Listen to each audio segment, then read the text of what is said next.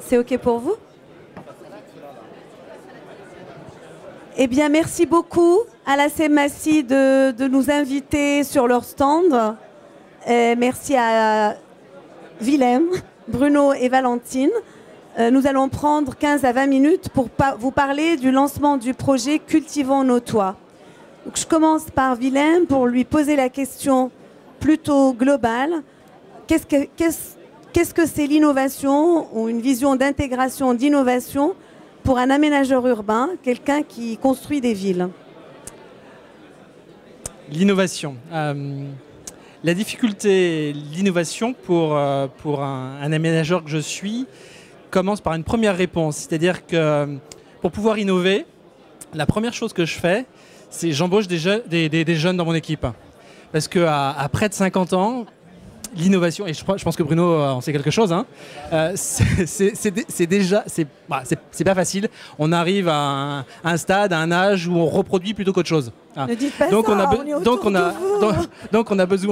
on a effectivement besoin d'embaucher des jeunes qui vont nous titiller, et puis j'attends ça d'eux, hein, surtout. Hein. C'est des messages que je fais passer aux jeunes, de transcender un petit peu les sujets, de bousculer un petit peu tout le monde et d'inventer des choses. Alors, sincèrement, c'est vrai. C'est pas la flagornerie, c'est pas de la moquerie, je le pense sincèrement. Donc l'innovation, moi ce qui m'intéresse, c'est quand elle n'est pas gadget. Aujourd'hui, on parle de toute une somme de sujets qui sont relatifs à l'environnement, les technologies, les applications, toute une somme de choses. Et souvent, ça s'accumule, ça se juxtapose, ça s'agrège, mais ça ne fait pas grand-chose. Donc moi, ce qui m'intéresse plus, c'est essayer de trouver un ou deux sujets sur lesquels je vais essayer de pousser, essayer d'y trouver une véritable vertu et que ça soit réellement porté.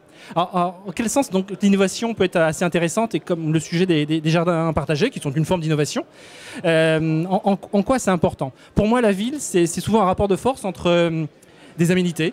Il y a plus d'aménités qu'autre chose, et des ingratitudes. La ville, pour beaucoup de personnes, a plein d'ingratitudes. Et donc l'objectif, c'est de faire donner victoire non pas aux ingratitudes, mais aux aménités.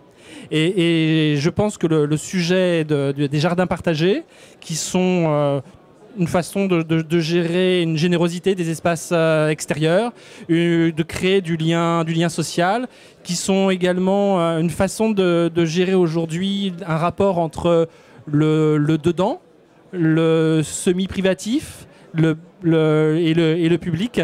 C'est une façon assez honnête et intelligente de gérer ces espaces-là.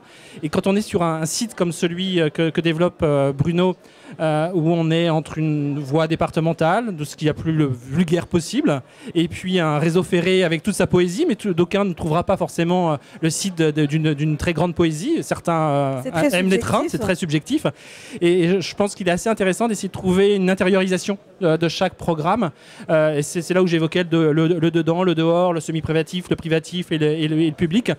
C'est offrir à chacun de ses habitants un lieu de vie qui soit pas donné à la fois la départementale et également qui est plein de qualité, hein, et au réseau de voies ferrées qui permet effectivement d'offrir un paysage large. Donc il y a plein de vertus aussi. Mais je pense que vu le si on va apporter des aménités sur un site, je pense que la générosité de ces espaces, l'apport est essentiel. Avant que Bruno nous raconte la genèse de ce projet et puis surtout le côté très opérationnel, Valentine va rebondir, je suis certaine, sur le mot gadget et raconter ce que c'est Partager la ville, la plateforme sur laquelle cet appel de projet est lancé et pour lequel on est là. Et pourquoi on le fait. Oui, ce que dit Willem résonne tout à fait avec notre état d'esprit. Fadoua, donc toi tu es une experte des innovations. Il ne faut pas qu'elle soit gadget. Hein. Mais pas gadget. Et moi plutôt, je m'occupe de projets immobiliers. Et en fait, on s'est rendu compte qu'il y avait un foisonnement d'innovations, la Smart City, tout le monde veut se mettre dessus. Et puis, il y a plein d'acteurs du territoire qui ont des territoires à aménager, qui ont des immeubles à construire. Et quand ils essayent de regarder à quoi servent ces innovations, ils ouvrent le couvercle, ils ont des milliers de propositions, mais c'est difficile à les concrétiser. Donc partager la ville, ça part du principe qu'en fait, ce sont d'abord les acteurs de territoire qui vont construire une ville intelligente avec l'intelligence des gens, avec l'intelligence d'usage. Ils vont déterminer territoire par territoire, parfois petit projet par petit projet, quels sont les usages qu'ils veulent apporter aux habitants. Et à partir de là, mais en partant d'un projet concret, on va pouvoir lancer un appel à projet et demander à des gens, à des sociétés innovantes de répondre. Mais on va répondre pour les habitants, parce qu'en bout du bout, c'est pas la ville qui est intelligente. On est tous d'accord qu'une ville, ça veut rien dire. C'est des habitants qui sont intelligents et la technologie doit leur apporter un mieux-être, un service. Mais la technologie, elle vient après. Donc je rejoins tout à fait l'état d'esprit de Willem. Partager la ville permet donc de lancer des appels à projets. Des appels à projets, de les sourcer, de les qualifier. Et à la fin, il faut que ça marche. Il faut que ça rentre dans un modèle économique qui tourne. Et c'est Bruno et Dream, qui est un super joli nom, donc qui n'est pas là que pour rêver. Bruno, c'est un super joli nom. C'est Dream aussi. Hein. Mais Bruno, c'est un très joli prénom. Donc, quelle est la genèse alors de Cultivons nos toits pour quelqu'un pour Dream, qui va se charger de construire Bah, je dirais que d'abord je vais rejoindre le discours de mes prédécesseurs à ce micro. Je pense qu'effectivement l'intelligence, elle est avant tout humaine, hein, clairement. La preuve, c'est que sur cette opération qui était quand même relativement contrainte et sur laquelle on avait, on pouvait dire, un faisceau de voies ferrées, une départementale, il fallait trouver un projet intelligent. Et je pense que la première innovation, c'était effectivement de proposer différentes formes d'habitat. Puisqu'on a construit sur cette opération habiter le ciel, habiter un immeuble collectif, mais habiter aussi des maisons de ville en créant des espaces intelligents. Donc ça, c'est la première. Une fois de plus, on apporte de la valeur d'usage.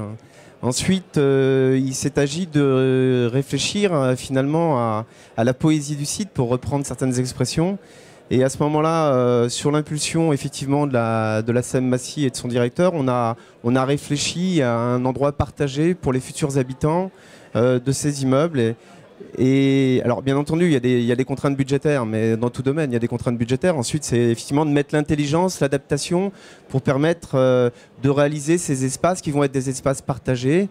Et à ce moment-là, quand il a fallu mettre concrètement le projet en place, on a fait appel à la plateforme Partager la ville pour effectivement nous aider à réfléchir et à trouver des porteurs de projets qui pourraient s'inscrire dans notre dynamique. Donc pour relier tout ça, bon, on avait première des choses, une équipe intelligente d'architectes qui a su nous créer des espaces intelligents, un aménageur exigeant, et puis ensuite des partenaires comme Partager la ville qui ont su, pour l'instant en tout cas, mettre en musique l'attente à la fois de l'aménageur, de l'opérateur que je suis, et puis également de l'investisseur qui était là il y a 2 minutes, et qui sera effectivement le récipiendaire de l'ensemble de ces espaces. Valentine, dis-nous s'il te plaît 2 choses. En quoi un toit est innovant ? Et tu pourrais aussi, parce que tu connais très bien... Un jardin potager, en quoi c'est innovant ? Et tu connais très bien Sous les fraises, oui, que tu pourrais présenter, parce que malheureusement, il est désolé de ne pas être là, il est pris sur une urgence, d'ailleurs pour la COP21. Ouais. Parle-nous un peu de Sous les fraises, qui pourrait devenir un acteur... qui peut s'intégrer typiquement dans les projets dont a parlé Willem et voilà, je vais parler un peu en son nom, même si il sera là demain, mais bon. C'était... L'idée de la société Sous les fraises est intéressante. Donc, je ne sais pas si vous savez, ils ont installé 1000 m² de fraisiers au-dessus des Galeries Lafayette. Sur un espace de 500 m² parce qu'il fait de la culture verticale. En quoi c'est innovant ce type de start-up? Parce qu'il y en a beaucoup, le jardin partagé, le jardin potager, c'est une thématique qui est très forte pour les habitants. Et elle est innovante d'abord parce que socialement, elle fait participer tout le monde. Donc, c'est une innovation sociale. C'est une innovation d'usage, mais il y a aussi des innovations technologiques. Donc, la culture hors sol, ça demande quand même d'avoir, par exemple, sous les fraises, il a des compétences d'ingénieur agronome, il a quand même défini certains process innovants.